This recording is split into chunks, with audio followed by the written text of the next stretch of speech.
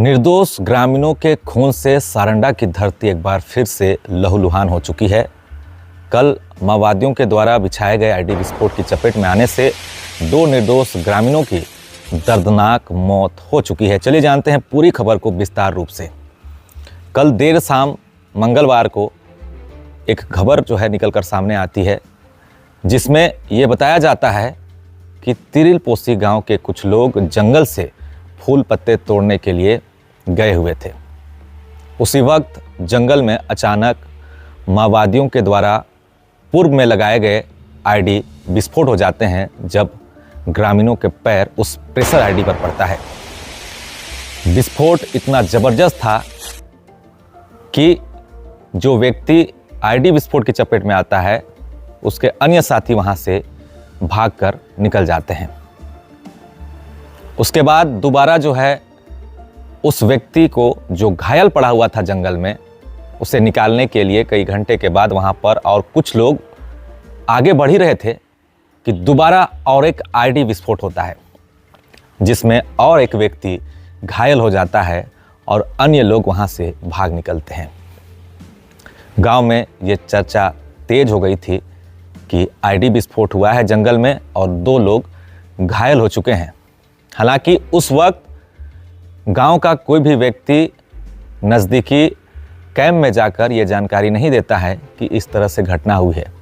गांव में ये चर्चा सुनाई देती है। उसके बाद सुरक्षा बल के जवान भी ये जानने की कोशिश करते हैं, तब ये पता चलता है कि ये घटना जो है सही है और दो लोग जंगल में आईडी बम की चपेट में आ चुके हैं। तब तक शाम के लगभग 5 बज चुके थे। अब उन्हें निकालने का प्रयास जवान करने लगे। कुछ दूर तक जंगल में जवान गए थे, लेकिन रात होने के बाद वो वापस आ गए। अगले सुबह यानी कि 12 घंटे के बाद सुबह से यानी कि आज से उन दोनों घायल व्यक्तियों को निकालने की कवायद शुरू की जाने लगी। लेकिन ग्रामीणों में इतनी हिम्मत नहीं थी कि वो फिर से वो जंगल जाएं, क्योंकि कोई नहीं जानता किस जगह पर माओवादियों के द्वारा बम लगाया गया है। और ग्रामीण इतने ज़्यादा डरे हुए और सहमे हुए थे कि कोई भी वो जंगल दोबारा नहीं जाना चाह रहा था। तिरिलपोसी गांव से लगभग 4 से 5 किलोमीटर बताया जा रहा है वो घटना स्थल।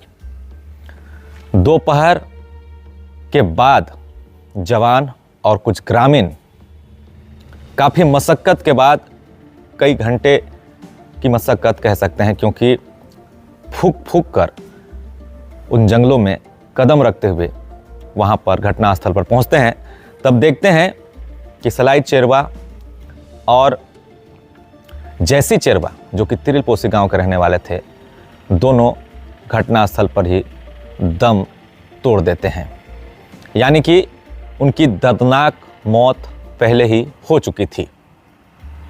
वो तस्वीर मैं आपको नहीं दिखा सकता, कितनी भयावह है, कितनी दर्दनाक है।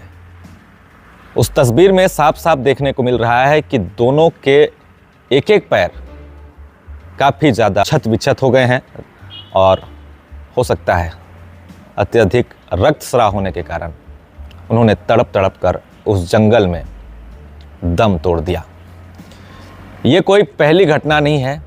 ऐसे सैकड़ों आईडी विस्फोट की घटना जराईकेला थाना क्षेत्र के घने जंगलों में देखने को मिली है, जहां माओवादियों का काफ़ी ज़्यादा आतंक देखने को मिलता था।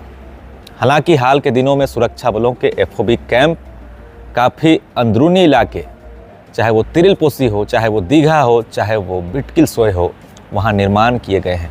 लेकिन माओवादी जिस वक्त वहाँ पर रहे होंगे, उसी वक्त वहाँ पर उन्होंने जंगलों में आईडी बम जो है बिछा दिया था और उसी की चपेट में लगातार ग्रामीण आ रहे हैं। हालांकि सुरक्षा बलों के द्वारा बार बार ग्रामीणों से ये कहा जाता है कि आप जंगल ना जाएं, लेकिन गरीब ग्रामीण आदिवासी जिनका जनजीवन ही जंगल पर आश्रित है, अगर वो जंगल नहीं जाएंगे, जंगल से पत्ते नहीं तोड़ने जाएंगे, तो आखिर उनका रोजी रोटी का क्या होगा, उनका गुजारा कैसे होगा। और यही एकमात्र कारण है कि ग्रामीण जंगल जाने के लिए मजबूर होते हैं और माओवादियों के आईडी बम की चपेट में आ जाते हैं और उनकी इसी तरह से दर्दनाक मौत हो जाती है।